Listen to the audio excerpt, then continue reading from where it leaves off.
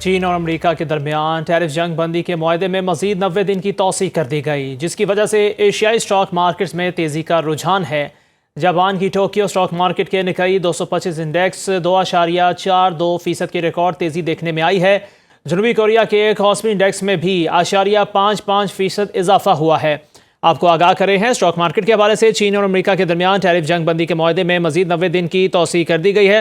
مزید تفصیلات جانتے ہیں، محمد لقمان ہمارے ساتھ موجود ہیں۔ جی لقمان، آگاہ کیجیے گا۔ ٹیرف وار جو چل رہی تھی دونوں ملکوں کے درمیان، اور خاص طور پر جنوری میں جب ان دونوں ملکوں نے ایک دوسرے پر 145 اور 125 پر ٹیرف عائد کیا تو ایک بڑی صورتحال بگڑ گئی تھی دنیا بھر میں۔ یہ دو بڑی اکانومیز ہیں، اور اس کے بعد جب مئی میں ایک معاہدہ ان کے درمیان ہوا جس کے تحت 90 دن کے لیے یہ تھا وہ روک دیا گیا جو ٹیرف کا عائد کرنا، اور اس سے کم ٹیرف پہ جو ایک معاہدہ ہو گیا، اور جس میں آج اس معاہدے نے ایکسپائر ہونا تھا اس سے پہلے ہی صدر ٹرمپ نے ایک نیا ایگزیکٹو آرڈر پر سائن کر دیے ہیں، جس کے تحت جو ہے یہ 90 دن کے لیے مزید پرانے والے ٹیرف ہی چلتے رہیں گے، اور اس کی وجہ سے یقیناً جو دنیا بھر کی اسٹاک مارکیٹیں ان پہ اچھے اثرات آئے ہیں۔ خاص طور پر جاپان کی اسٹاک مارکیٹ ٹوکیو اسٹاک کا جو نکئی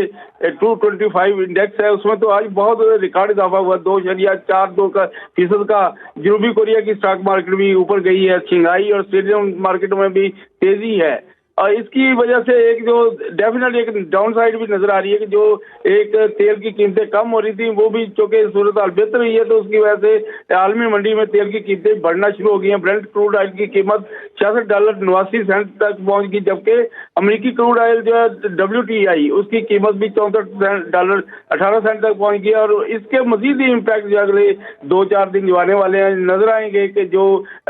دنیا میں اگر سکون ہے دونوں ملکوں کے درمیان تو اس کا امپیکٹ پوری دنیا پہ نظر آتا ہے، اور دونوں بڑی اکانومی ہے۔ جی ٹھیک ہے، بہت شکریہ محمد لقمان اس تفصیل کا۔